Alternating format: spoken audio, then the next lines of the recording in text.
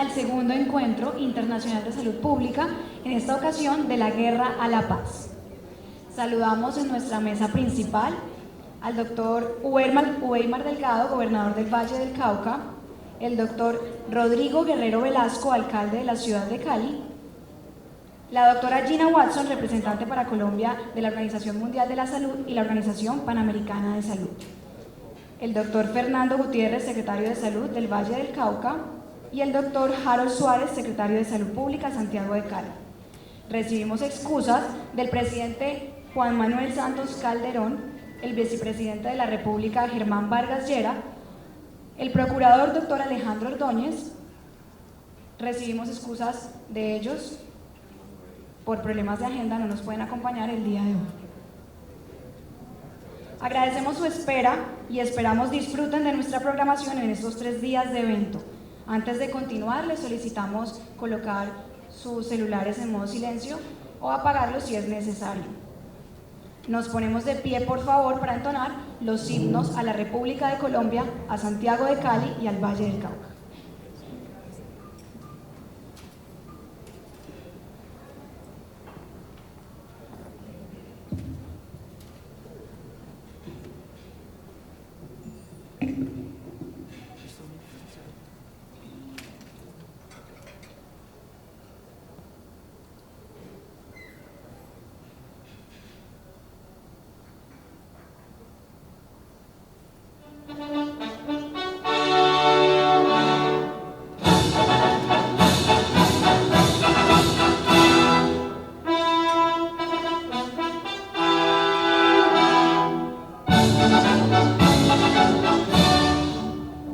Oh gloria inmarcesible, oh júbilo inmortal, en surcos de dolores el bien germina ya, el bien germina ya. Oh gloria inmarcesible, oh júbilo inmortal, en surcos de dolores el bien germina ya. Cesó la horrible noche, la libertad sublime derrama las auroras de su invencible luz.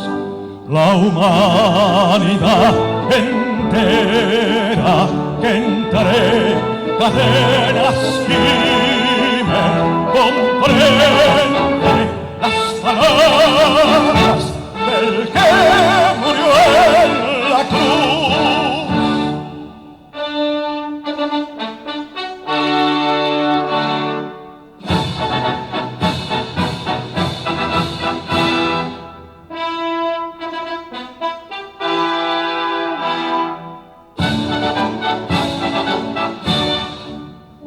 Oh gloria inmarcesible, oh júbilo inmortal, en surcos de dolores el bien germina ya, el bien germina ya.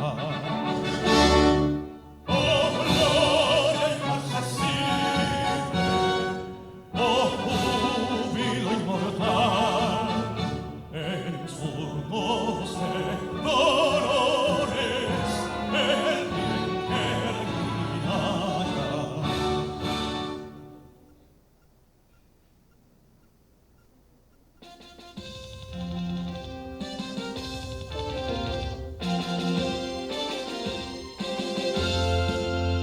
Salve Valle del Cauca, mi tierra, verdes campos de vida y solar, paraíso del sol donde brilla la llanura, la sierra y el mar. Salve Valle del Cauca, mi tierra, verdes campos de vida y solar, paraíso del sol donde donde brilla la llanura, la sierra y el mar. Bajo el límpido azul de tu cielo riega el Cauca los campos en flor, y el arado fecunda en tu suelo frutos de oro, de miel y de amor. Por el diente mi valle adelante, por la paz, por la fe y la virtud, firme el paso al compás redoblante, adelante feliz juventud.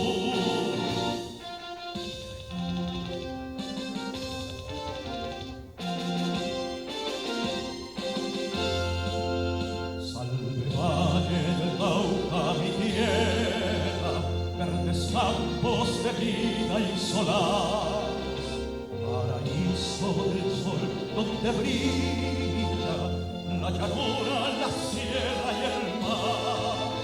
Salve valle del Cauca mi tierra, verdes campos de vida y solar, paraíso del sol donde brilla la llanura, la sierra y el mar.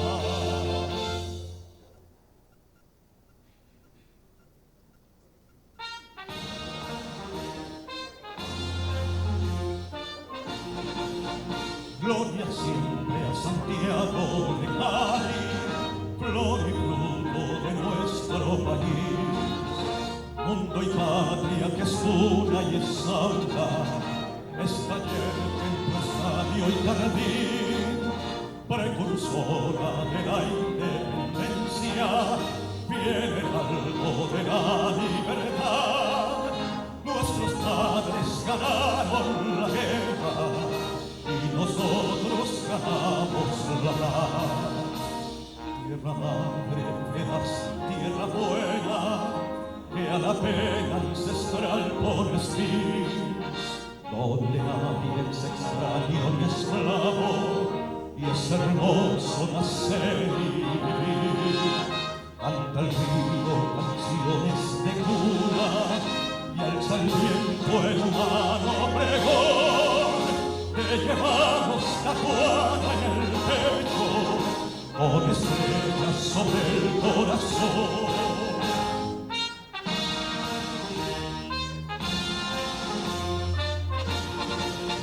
Gloria siempre a Santiago de Cali, flor y fruto de nuestro país, mundo y patria que es una y es alma, es taller, templo, estadio y jardín, precursora de la independencia, fiel heraldo de la libertad. Nuestros padres ganaron la guerra y nosotros ganamos la paz.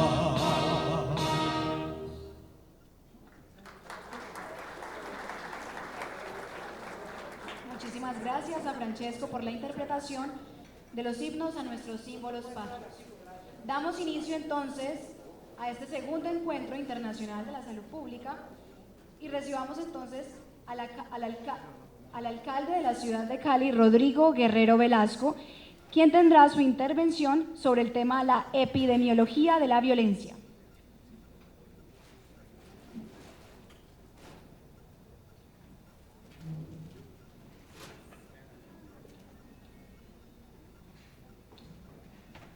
Bueno, antes de escuchar al maestro, al doctor Rodrigo Guerrero, alcalde de Cali, profesor de muchas generaciones de saludistas, de epidemiólogos, quiero darles un saludo a nombre del señor gobernador del departamento, quien está en camino para este evento. El propósito de haber organizado un segundo encuentro internacional de salud pública orientado hacia el posconflicto y la salud, situación que hoy nos compromete a todos los colombianos en virtud de todos los esfuerzos que el gobierno nacional en cabeza del señor presidente de la República, Juan Manuel Santos, está liderando en los diálogos que se desarrollan en La Habana, buscando esa tan anhelada paz. Entonces, la reflexión que nos hacemos es cuál es el papel de la salud pública, de las políticas públicas, del Estado en esa fase del posconflicto. De allí que desde el análisis epidemiológico de la violencia que nos hará el doctor Rodrigo Guerrero, algunos psiquiatras y psicoanalistas que analizarán el impacto de la guerra en la salud mental, politólogos que nos presentarán algunas reflexiones sobre lo que es el tránsito de la guerra a la paz, entre otros serán los temas que durante estos 3 días vamos a abordar en este recinto, todo con el propósito de generar en el Valle del Cauca una serie de propuestas, de ideas que puedan obviamente irnos abriendo el camino para prepararnos para esa difícil fase que sería la de la convivencia, la de la armonía, la del cierre de brechas de las inequidades sociales. Y con ese propósito, con el señor gobernador Weimar Delgado, hemos organizado con la doctora Gina Watson, representante de la Organización Panamericana de la Salud para Colombia, con la academia, con la Secretaría de Salud de Cali, este encuentro que espero sea de la mayor importancia para todos ustedes. Bienvenidos todos, desde la academia, desde las empresas sociales del Estado, los medios de comunicación, a este encuentro que espero nos brinde muchos elementos tan necesarios en este momento en el país. Bienvenidos todos. Doctor Rodrigo.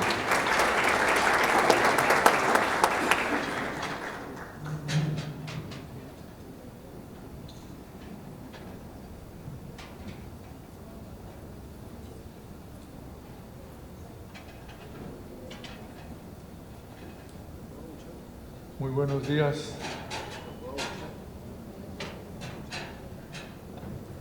Un saludo especial para la doctora Gina Watson, representante de la Organización Panamericana de la Salud en Cali, al doctor Fernando Gutiérrez, secretario de Salud del departamento, y al doctor Harold Suárez, secretario de Salud Municipal. Para mí es muy grato esta oportunidad de dirigirme a ustedes por muchas razones. Primero, voy a hacerles como dicen que yo les enseñaba a casi todos ustedes, que voy a seguirles enseñando.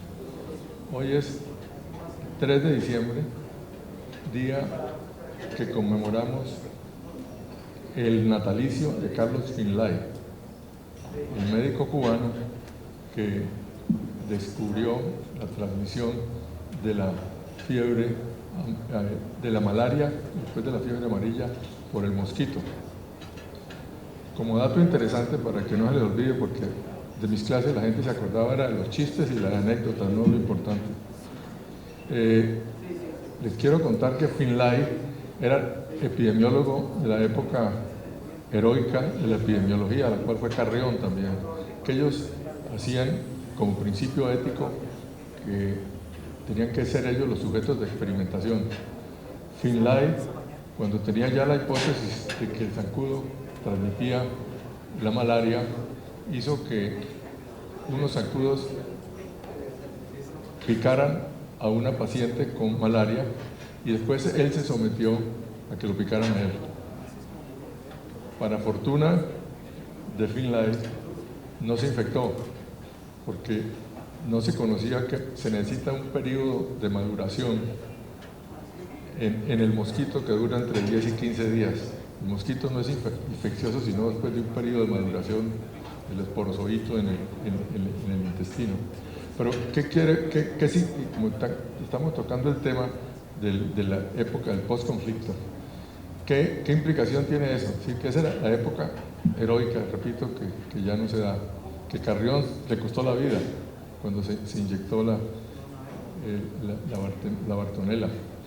¿Qué implicaciones tiene? En estos días salió un artículo del padre Francisco de Rú, que decía que es muy fácil hacer la guerra o predicar la guerra con aire acondicionado o trinando la guerra sin sufrirla.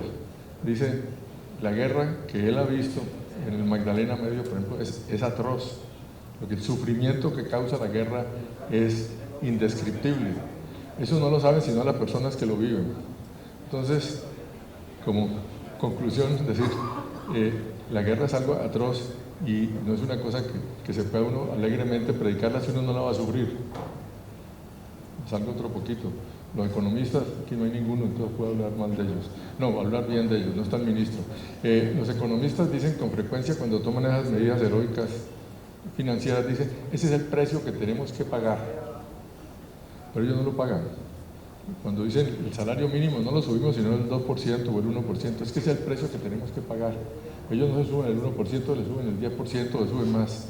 Entonces el precio no lo pagan. Ese principio epidemiológico heroico sigue siendo válido como norma de comportamiento. Uno no debería pensar siempre que las medidas que hace se aplican que le van a aplicar, uno debería ponerse como sujeto de experimentación. Esa es la reflexión inicial. Un saludo para el señor gobernador, que hace su entrada triunfal en este momento. Bienvenido, gobernador. Muchas gracias por ayudarnos a organizar este simposio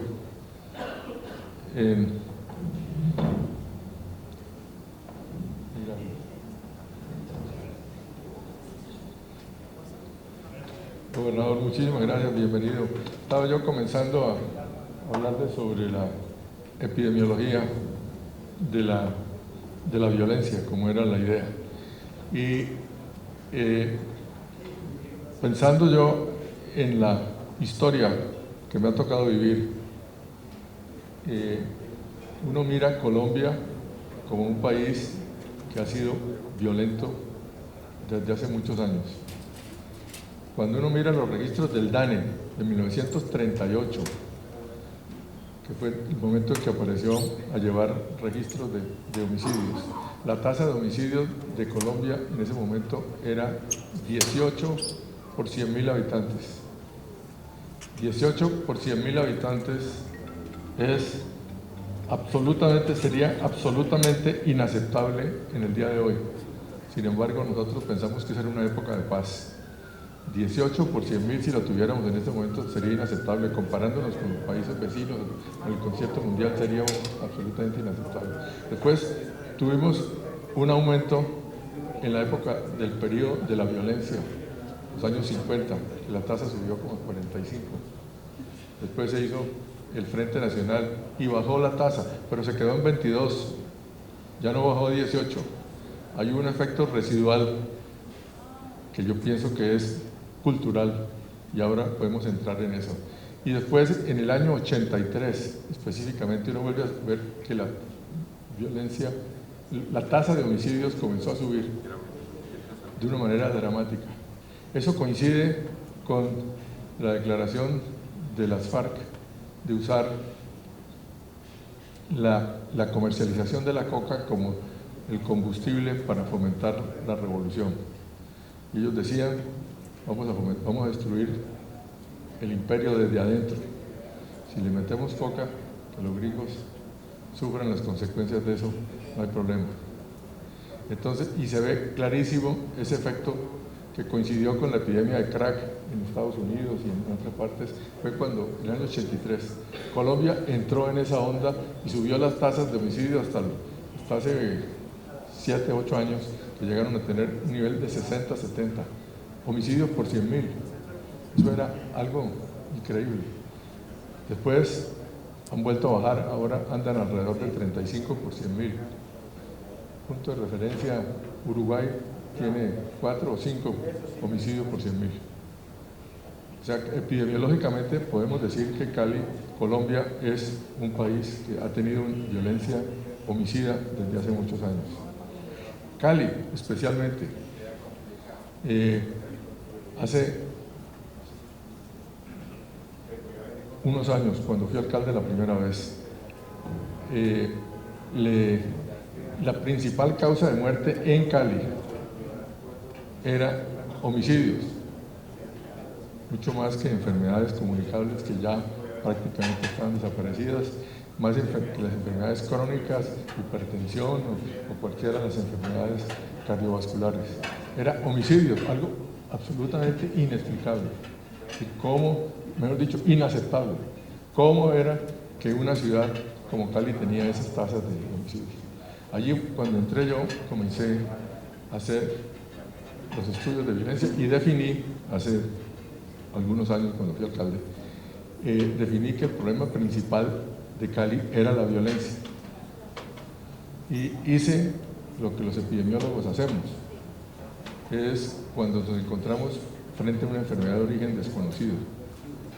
Seguimos un método que está muy trillado y muy conocido hoy en día, pero que para la gente, para los legos, me pareció novedoso. El método es sencillísimo, es el mismo método que sigue cualquier investigador cuerdo.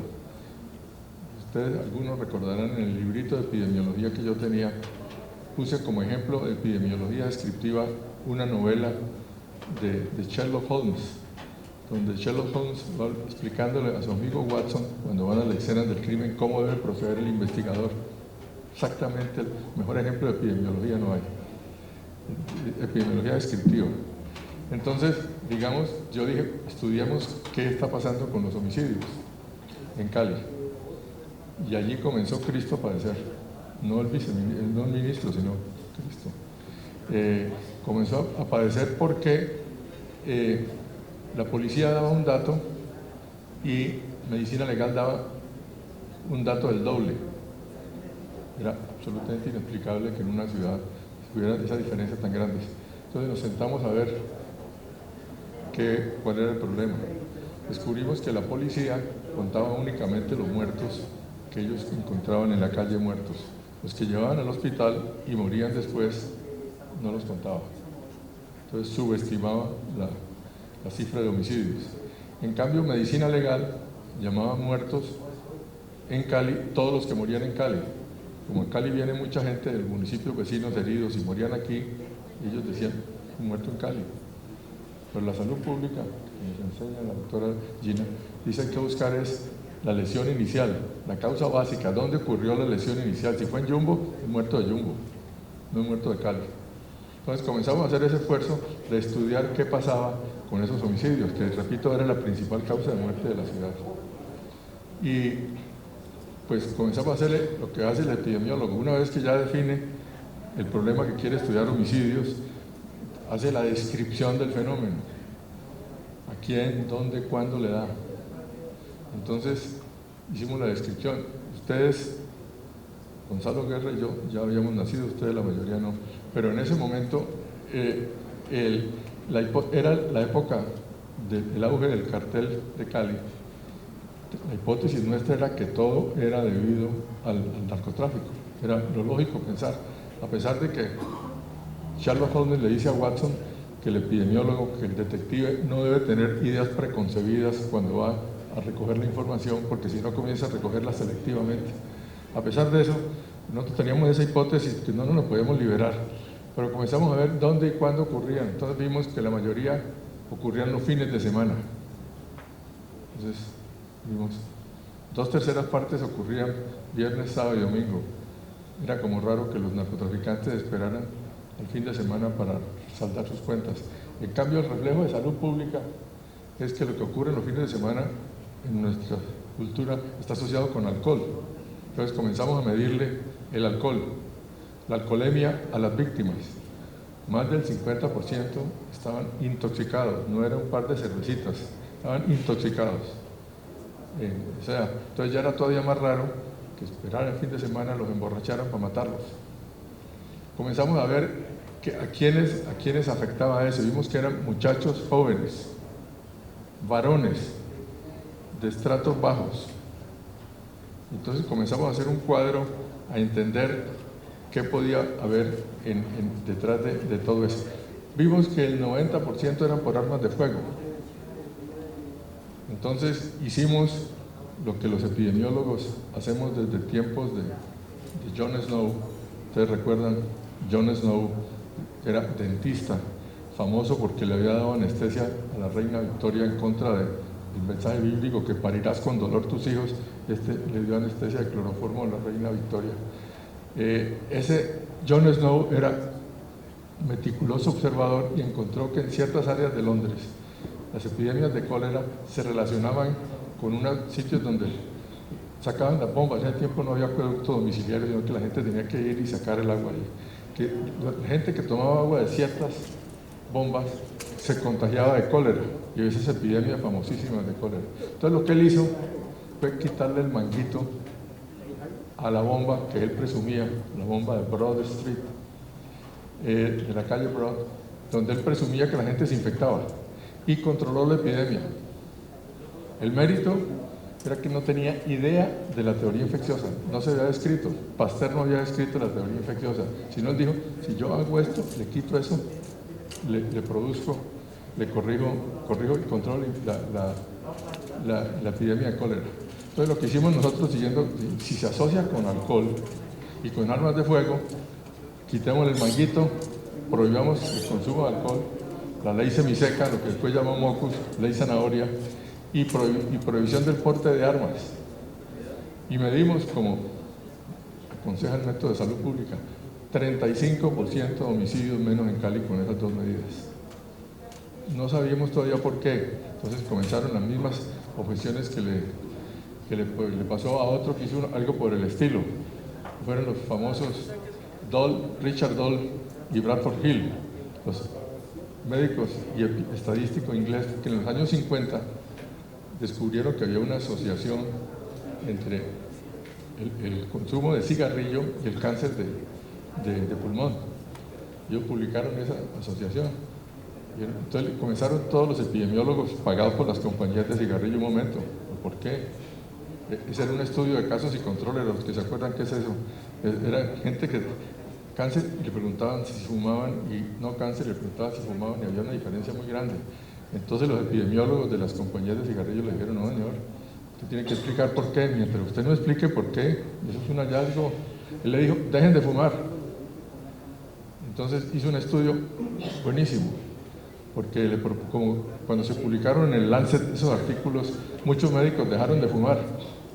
Entonces hicieron un estudio después a todos los médicos de Inglaterra, del Reino Unido, le decían: ¿usted fuma? ¿Usted dejó de fumar? Sí. Y calculaban por los certificados de defunción cuánto morían de cáncer de pulmón. Y entonces se veía que los que no fumaban tenían una tasa muy baja, los que habían dejado de fumar una tasa intermedia, y los que seguían fumando una tasa muy alta. Entonces los epidemiólogos de las compañías de cigarrillos le dijeron: un momento, los que pudieron dejar de fumar debían tener algo distinto, porque estuvieron expuestos a la misma información, estuvo en las revistas médicas, estuvo en los medios, y si pudieron dejar de fumar, ellos son genéticamente distintos de los otros. Como que eso no es prueba todavía de que el cigarrillo... yo les puedo echar toda la historia, pero entonces dijeron: hagamos un estudio experimental en ratas. Entonces ponían unas pobres ratas a fumar y otras ratas a no fumar, y a las que fumaban les daba cáncer de pulmón, del epitelio, y a los otros no. Entonces decían: sí, claro, la rata es un animal muy útil como modelo, pero la rata es rata y el hombre es hombre. La especie humana es distinta, ¿no? Que no se puede hacer eso. Bueno, todavía, inclusive por allí, ustedes han visto que lo que han dicho, han aceptado las compañías de tabaco. Es decir, el Ministerio de Salud dice que el cigarrillo es nocivo para la salud. No es que sea nocivo ni que dé cáncer, sino que el Ministerio ha dictaminado eso. Hasta ahí se han transado. Pero bueno, todo eso es para decirle que el empirismo con que nosotros dijimos: dejemos de fumar, dejemos de beber trago, o dejemos de portar armas de fuego, también fue atacado. Nos dijeron: ¿y eso por qué? Digo: yo no sé, pero 35%, eran 700 homicidios menos en Cali. Por eso, bendito sea Dios, después nos expliquen los sociólogos si es lo que ustedes quieran, o los psiquiatras nos expliquen qué es lo que pasa. Pero lo cierto era que eso fue una herramienta poderosísima para reducir el consumo de alcohol, los homicidios. Entonces vimos ese proceso, pues, repito, ha sido un proceso doloroso, dificultoso de 20 años. Hoy en día yo creo que ya la mayoría de la gente acepta, primero, que los colombianos no somos genéticamente violentos. No somos más violentos que nuestros vecinos. Yo recuerdo en ese tiempo, decía, mire, los ecuatorianos genéticamente tenemos el mismo pool. Los venezolanos en ese tiempo somos del mismo pool genético y las tasas de homicidios en Ecuador y en Venezuela eran muchísimo más bajas. De modo que la hipótesis genética no era así muy convincente. Entonces dijeron la hipótesis de la pobreza. Dijeron, es que, y ahí decían, es que la pobreza y la desigualdad en Colombia son tan grandes que mientras no se corrija eso, no se puede corregir los homicidios. Y en eso está de acuerdo la conferencia episcopal, los obispos y las FARC. No se puede hacer nada contra la violencia porque las desigualdades están. Y nosotros veíamos que se podía reducir sustancialmente. Después Mockus repitió la misma experiencia, mucho más enriquecida, le cambió el nombre de ley semiseca, que le habíamos puesto aquí por ley zanahoria, que es un nombre mucho más, y él vendió mucho mejor la idea. Se volvió a encontrar exactamente y en la misma proporción la reducción. Entonces, que hoy en día, repito, ya todo el mundo acepta que hay una asociación. ¿Qué enseñanza nos dio la salud pública? Aquí estoy predicando a los convertidos. Es que estos fenómenos, especialmente los sociales, son multicausales. No hay un solo factor que explique todo, que era como queríamos hace 25 años, estábamos esperando el botoncito mágico que el alcalde llegara, baje, desaparecen los homicidios. Eso no existe, porque hay una serie de factores, es la famosa multicausalidad, y que si uno tiene que controlar ese efecto, lo mejor es usar el control de los factores de riesgo. El ejemplo clásico fue cuando se dieron cuenta que los alimentos con grasas saturadas y el cigarrillo se asociaban con enfermedad cardiovascular. Entonces, sin saber todavía, hoy en día se conocen ya los mecanismos celulares y todo, sin saber qué pasaba, comenzó la campaña de salud pública en Estados Unidos, así, no fume y no consuma grasas saturadas. Y eso redujo sustancialmente la enfermedad cardiovascular, sin saber todavía qué pasaba. Hoy en día, repito, hoy ya conocemos todos los cambios metabólicos y todas las cosas que pasan. Entonces, la riqueza del método de salud pública es que es eminentemente práctico. Uno puede, encontrando los factores de riesgo, interviniendo sobre ellos, puede lograr una reducción muy grande del efecto que quiere. Y después le da tiempo para poder resolver los otros problemas. Que hemos encontrado recientemente, 25 años después, que volviendo a aplicar el método, aquí inventamos, bueno, este método requiere información. El secreto es buena información, no es la corazonada, no es que me soñé anoche, o como dijo el presidente de Estados Unidos, Dios se me apareció y dijo que invadiera Irak. Ese tipo de visiones, los epidemiólogos y la gente de salud pública no creemos mucho en eso. Creemos en los datos, tenga información confiable, vea dónde se distribuye, con qué se asocia e intervenga. Volvimos a aplicar el método que está, aquí tenemos en Cali el mejor registro, modestia aparte, Cali tiene el mejor registro de crimen y homicidios desde el año 92 hasta ahora. Que no lo hayan usado algunos colegas míos es otro problema, porque la información, si no la usa, pues está, pero la información existe y tenemos un registro espectacular. Yo dije, ahora que volví, dije, ¿qué pasa en Cali? Volví a sentarme con el método epidemiológico, nos pusimos a mirar el cuadro, era todavía muy parecido, tenía mucho que ver con los fines de semana, pero había aparecido una cosa diferente, era que se veía mucho crimen que se podía interpretar como crimen organizado, violencia organizada, no era el problema de borrachos, el problema de celos conyugales o de cosas, sino era una cosa que por la forma, las horas de ocurrencia, el tipo de armas largas, eso indicaba que ya era crimen organizado. Con esa hipótesis, entonces, nos fuimos al gobierno nacional a decirle, mire, esta violencia de ahora hay que combatirla con la forma tradicional, mejoremos los cuadrantes de policía, hagamos inversión en jóvenes, montamos el proyecto de los colectivos, hagamos educación, todo, generación de ingresos para jóvenes, todo eso. Pero además, aquí hay otro elemento que nos hace pensar que estos muchachos de las pandillas de hoy están siendo instrumentalizados por unos grupos organizados que utilizan a las pandillas para hacer áreas de distribución de droga. Hace 20 años los narcotraficantes decían: Colombia no nos interesa pudrir el imperio desde adentro. A Colombia no queremos que los colombianos fumen o usen coca. Hoy en día eso cambió, hoy en día ya les interesa porque el mercado ya se les ha puesto muy complicado. Entonces, cuando llegan a una ciudad, yo estoy esperando que un día de estos en las cosas de inteligencia capturen, nos consigan el manual. Tiene que haber un manual preciso que le dice: cuando usted llega a una ciudad, una de esas bandas criminales le dice: averigüe cuáles son las pandillas que hay, determine un sector, llámelos a los muchachos y dígale: bueno, ustedes tienen una labor muy importante, en este sector ustedes tienen que brindar protección. Entonces vayan a las tiendas y usted ya decirle: bueno, yo le voy a dar protección para que no le pase nada y usted me paga. Después llame a los buses y yo le vamos a dar protección para que no les hagan nada y me pagan. Montan un sistema de extorsión. Segundo, ustedes busquen los colegios, las escuelas, y en los alrededores son zonas de ustedes. Allí ustedes son los únicos distribuidores, nosotros le damos la droga para que ustedes la vendan. Y montan, aparecen las líneas invisibles famosas, porque ya están, pero esos pandillas, esos muchachos, ya son instrumentalizados por grupos poderosos. Cuando hicimos ese diagnóstico, que sigue siendo cada vez más válido, entonces nos fuimos a decirle al gobierno: lo que hay que hacer es lo mismo que se hizo para combatir los narcotraficantes hace 25 años, montar grupos de inteligencia que comiencen a seguir a encontrar el organigrama de la banda, recoger las pruebas, trabajar conjuntamente. La policía creó una brigada especial llamada Unipol para lucha de bandas criminales. La fiscalía, porque la idea no es solamente cogerlos, sino sancionarlos. Creó bandas especializadas para BACRIM, tenemos fiscales especializados para bandas criminales.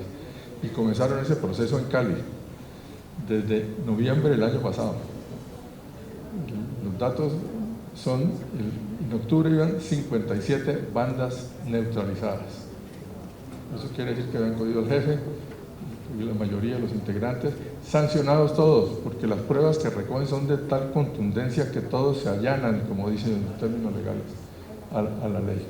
¿Y eso qué quiere decir? Que eso, y se nota, inclusive lo vemos, porque vemos áreas geográficas donde la banda era importante y apenas se neutraliza, se calma. Ya descubrimos que hay después una segunda ola, cuando ven que en tal sitio, en tal barrio, ya no hay, tratan de aparecer otros, pero esa segunda ola ya es mucho más fácil de controlar porque no tiene todavía las relaciones ni el establecimiento que se necesita. Pero bueno, gracias a eso llevamos 13 meses seguidos reduciendo los homicidios en Cali. Se han hecho todas las otras medidas, no voy a pensar que esto es solamente control. Yo estoy explicando, es el método epidemiológico que añadió una cosa que hace 25 años no existía. Hace 25 años las pandillitas eran más inocentes. Hoy en día estas bandas, las que capturan uno, que me hizo mucha impresión, capturaron una de las personas estaba en Santiago de Chile, el otro estaba en Quito y los otros 23 estaban en una invasión en Cali. Y 2 días después capturaron a una señora con $1 millón en efectivo en Ciudad Jardín. Porque ustedes ven que esas pandillas esos grupos son grupos extremadamente poderosos los que están produciendo la violencia. ¿Qué conclusión es? Es que el método epidemiológico, el método de salud pública de observar, hacer hipótesis y verificarlas funciona. Y ahora, finalmente, para terminar, ¿qué podemos esperar? Bueno, la otra cosa que es muy importante en salud pública es la prevención. Yo siempre he hecho un cuento que digo que a mí me enseñaron, pero yo digo que me enseñaron, que el primer día de clase, cuando yo entré a la Universidad del Valle a hacer salud pública, me dijeron: vean, señores, ustedes que vienen aquí, les vamos a decir, La historia es la siguiente: había una carretera muy sinuosa en una montaña y ahí se accidentaba mucha gente y se moría mucha gente. Lo que ustedes les enseñan en la Facultad de Medicina es: ponga un hospital abajo, póngale un banco de sangre, ponga un sistema de rayos X, si quiere helicópteros para que pueda llevar el hospital de referencia. Eso es lo que hacen todos los colegas de ustedes. Ustedes aquí, en salud pública, tienen que saber en la carretera cuál es el diseño de la carretera, por qué se están matando esas personas. A ustedes les interesa es prevenir, no les interesa trabajar acá. Ese método de prevención, que es el reflejo de salud pública, es el que creo que puede ser una gran contribución al proceso de paz. ¿Qué podemos prever ahora en el proceso de paz?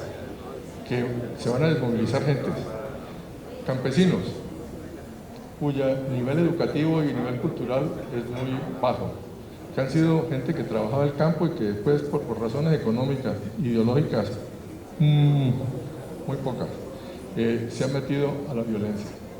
¿Qué podemos hacer para evitar ahora que firmen el cese de fuego?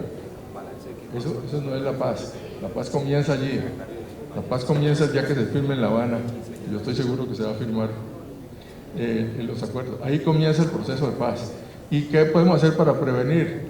Ver cómo a esos campesinos les damos una alternativa lógica, viable, económica, para que ellos no se vengan a la ciudad, como pasó con el M-19. El M-19 se vino a la ciudad, pero eran Antonio Navarro Wolf, eran todos gente de nivel profesional. Eso era facilísimo reinsertarlos. Pues tan reinsertados están que han hecho un papel importantísimo en la vida nacional, en la constituyente, en los gobiernos. Eso era gente totalmente distinta. Los que se van a desmovilizar van a ser gente campesina, ingenua, primitiva, que está allí por razones económicas. Tenemos que encontrarle soluciones económicas a la altura de ellos.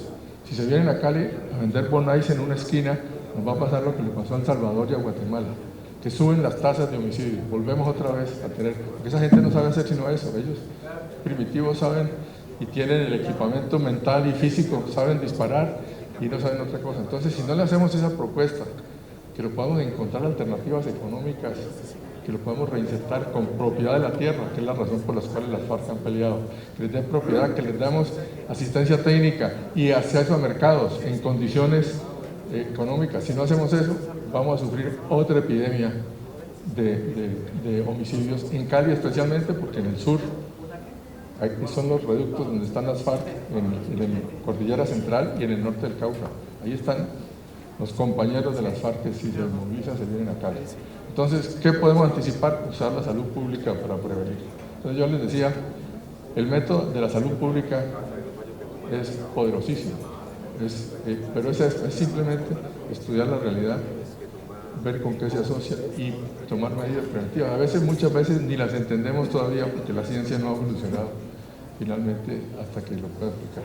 Yo quería simplemente saludarles eso, felicitarlos porque creo que el tema más importante para la salud pública de Colombia, como ha sido históricamente, va a ser ahora el tema de la violencia. Y si no nos anticipamos, si no nos presentamos, vamos a sufrir las consecuencias. Aunque muchísimas gracias a los organizadores, a todos ustedes, y los felicito hoy el día de Carlos Velay, Día del Panamericano del Médico. Muchas gracias.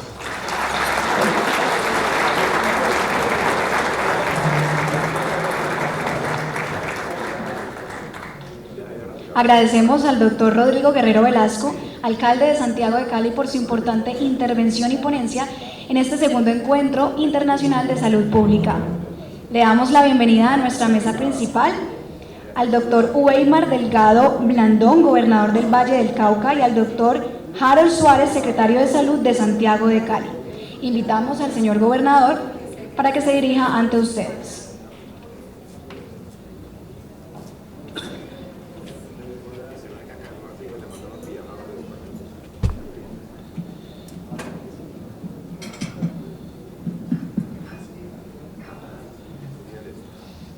Muy buenos días para todas, para todos. Muchas gracias por estar aquí. Doctor Rodrigo Guerrero, alcalde de la ciudad. Doctora Gina Watson, representante para Colombia de la OMS y la OPS. Doctor Fernando Gutiérrez, secretario de Salud departamental. doctor Harold Suárez, secretario de Salud Municipal, doctor Luis Fernando Cruz Gómez, el secretario de Salud Municipal, departamental, es gobernador, doctor Gustavo Bergonzoni, el secretario de Salud departamental, honorables congresistas, honorable diputada Diana Gómez, honorable diputado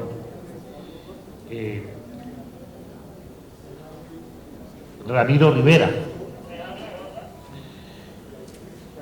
medios de comunicación, honorable concejal Norma Hurtado, doctor Jaime Rubiano, director del Hospital Departamental, diferentes directores de hospitales, muchas gracias por estar acá.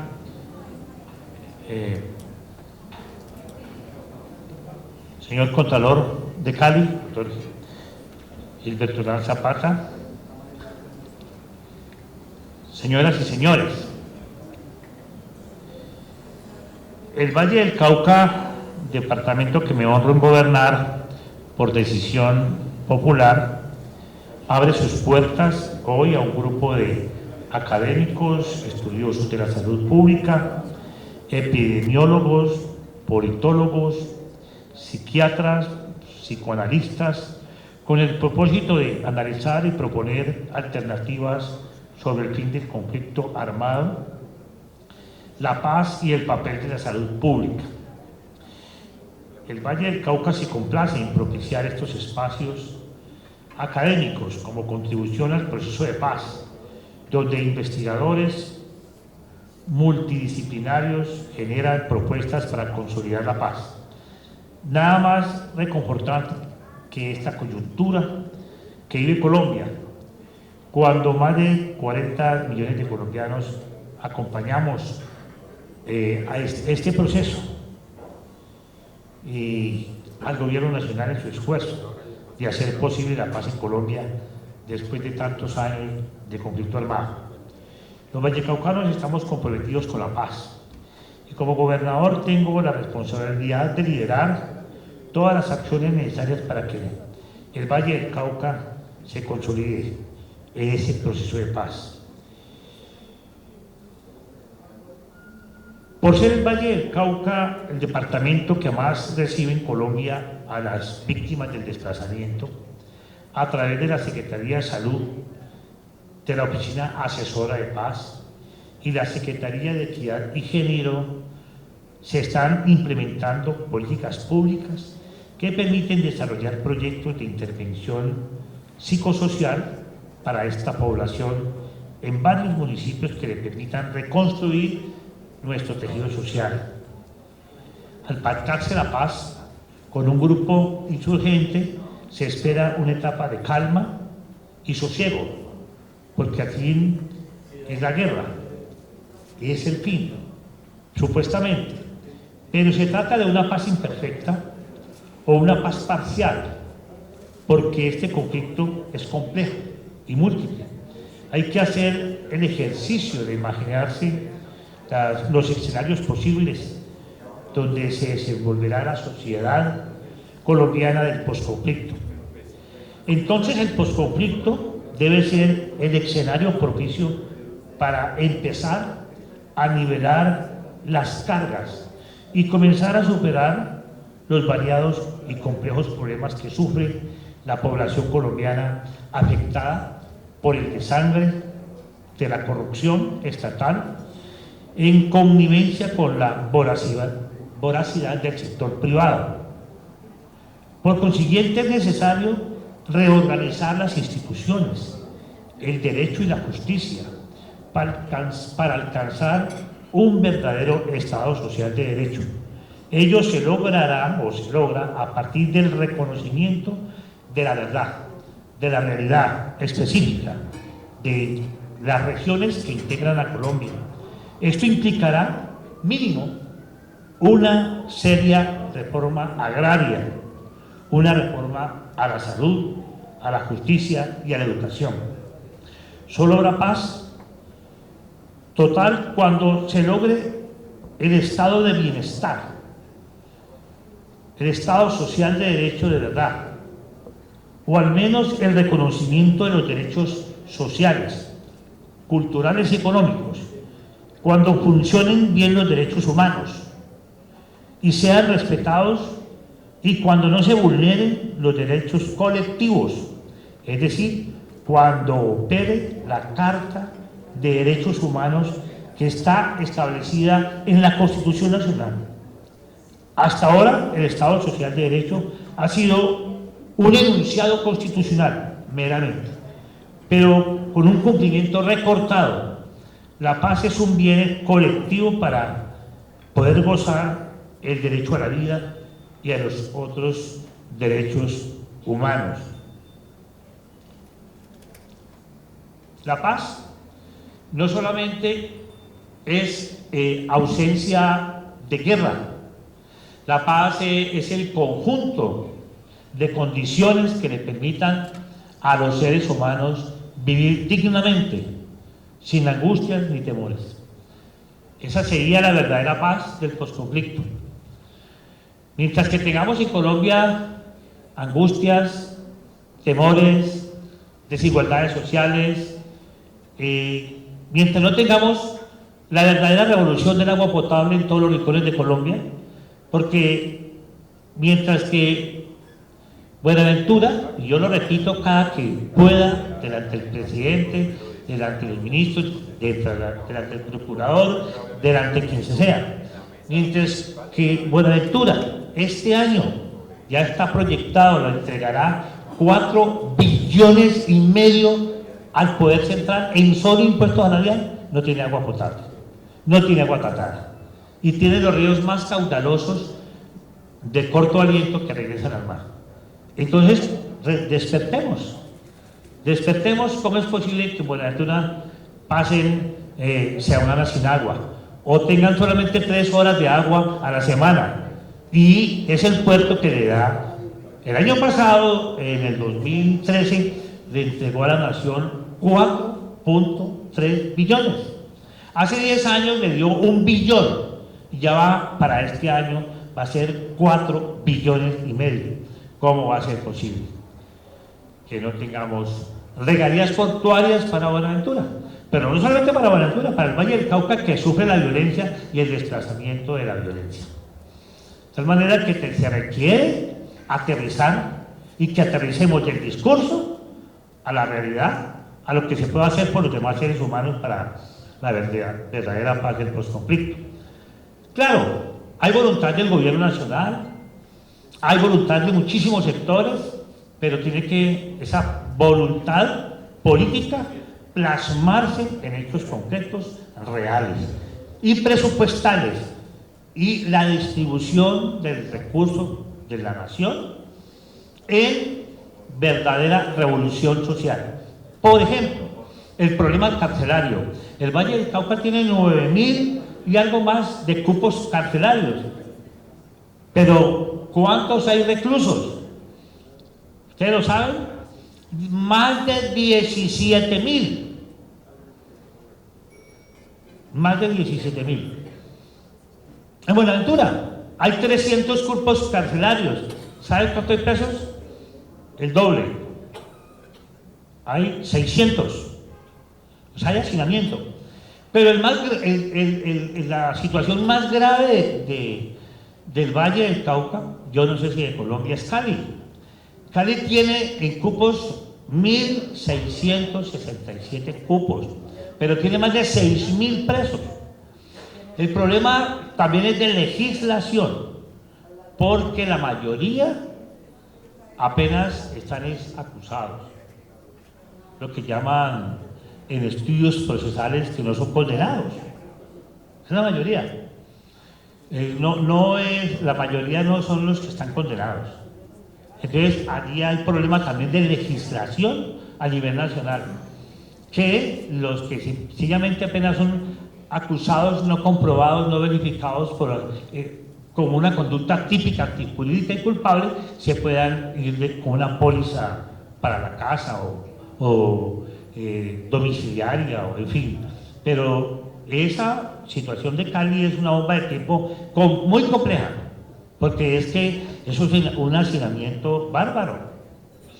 De 1.600 cupos a más de 6.000 pesos. Eso es terrible. Pero apenas condenados son 2.800. Son los condenados, los otros están solamente, meramente en estudios procesales para ver si tienen una conducta típica antijurídica y culpable. De tal manera que el tema es complejo por lo que lo miremos, pero qué bonito escenario, que sea precisamente en el campo de la salud. No tengo más que admiración por el doctor Rodrigo Guerrero, que conoce estos temas y como el que más, pero tanto el alcalde Rodrigo Guerrero como en el caso mío heredamos situaciones muy antiguas. Eso no es de problemas de hace 3, 4 años, ¿no? Esos problemas que se han venido acumulando, y ahí está pues que tenemos que hacer algo, la nación tiene que hacer algo, el IMPEC no tiene plata, el Ministerio de Justicia tiene que recibir la plata del Ministerio de Hacienda, el Ministerio de Hacienda la distribuye de acuerdo a un documento COMPES y a un orden del presidente de la República. En fin, esto tiene que tener alguna voluntad política también del Congreso de la República. Descarnadamente quiero decir las cosas y entonces a veces las digo con el mayor cariño y aprecio por todos. Muchas gracias y muy buenos días.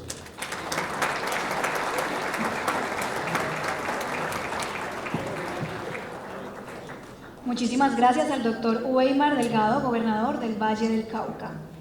Es momento de invitar a la doctora Gina Watson, representante para Colombia de la Organización Mundial de la Salud y la Organización Panamericana de la Salud.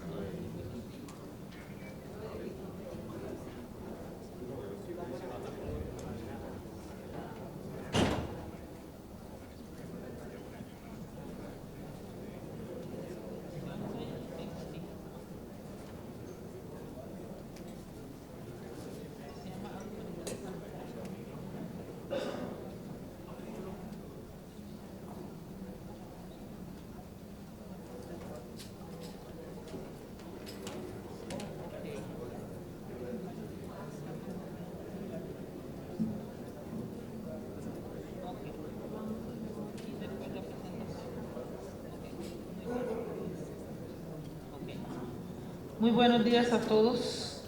Me acaban de aclarar que el protocolo es primero un saludo y entiendo que la presentación va a ser posteriormente.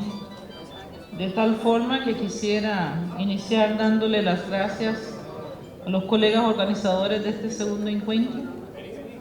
Para la Organización Panamericana y la Oficina Regional de la Organización Mundial de la Salud es un privilegio poder estar aquí a nombre de nuestra directora, la doctora Carissa Etienne, y el mío propio, para posteriormente compartir algunas reflexiones con los temas que nos han solicitado.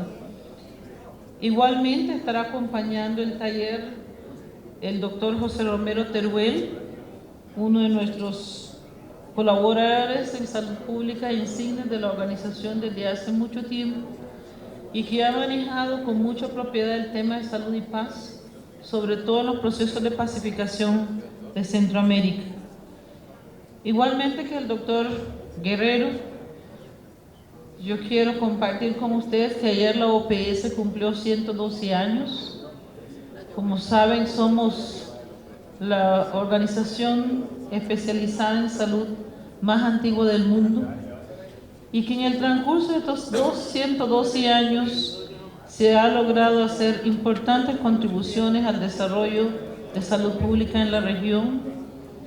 Ayer me entrevistaba una periodista y me decía pero cuénteme qué han hecho. Le digo, bueno, si yo trato de contarle a usted todo lo que se ha hecho en salud pública en 112 años, necesitaríamos unos cuantos días sentados juntos. Entonces me dijo, bueno, ¿y qué ha hecho Colombia? Y uno, bueno, para poder hacerle la lista de lo que ha contribuido Colombia al desarrollo de salud pública en esta región, son otros días más.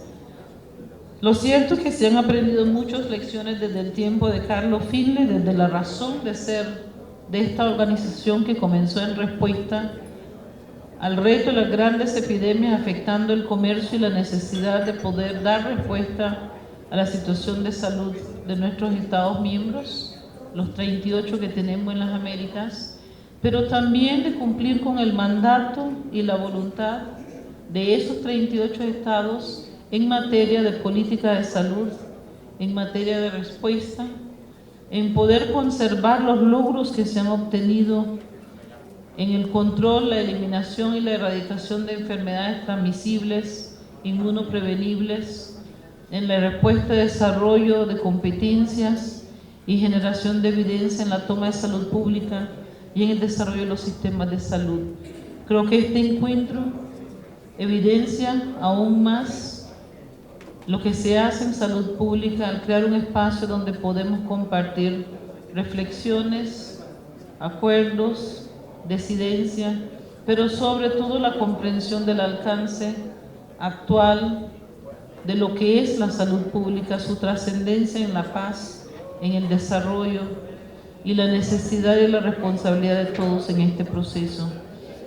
Conversaba con el señor alcalde, que de paso se ha dicho también es parte de la casa de la OPS-OMS.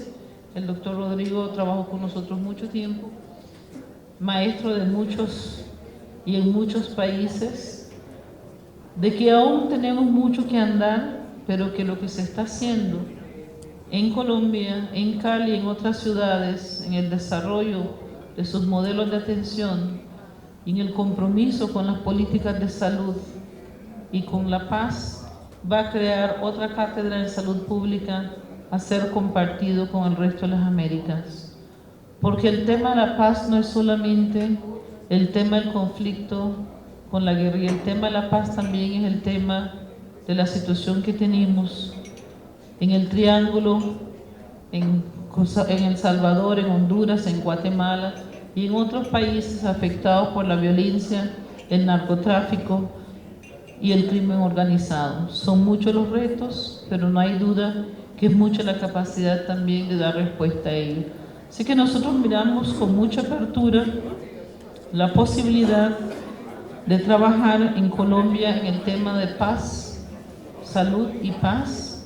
Hay un compromiso de nuestra directora desde su visita el año pasado a Colombia de acompañar este proceso y esperamos ciertamente que una vez firmados los acuerdos del posconflicto, se comience a construir la paz con equidad y sobre todo en un marco de acceso universal, con equidad para todos y todas los colombianos y todos los que habitan en este territorio y en este país tan hermoso. Sí, quiero agradecerles sinceramente el poder estar aquí el día de hoy. Con anterioridad pedirles disculpas que tenga que retirarme también el día de hoy, pero la agenda de trabajo, francamente solo tengo mañana para permanecer en Colombia antes de salir del país, pero no podía dejar de venir a Cali el día de hoy. Es un compromiso de orden personal con el señor secretario de Salud, pero también un interés profundo en poder compartir con ustedes estos días donde la organización va a estar representada no solo por el doctor Teruel, sino por mis distinguidos colegas de la organización, el doctor Mergonzoli, el ingeniero Daza, el ingeniero Victoria y muchos más de nuestra oficina que están acá presentes en Cali.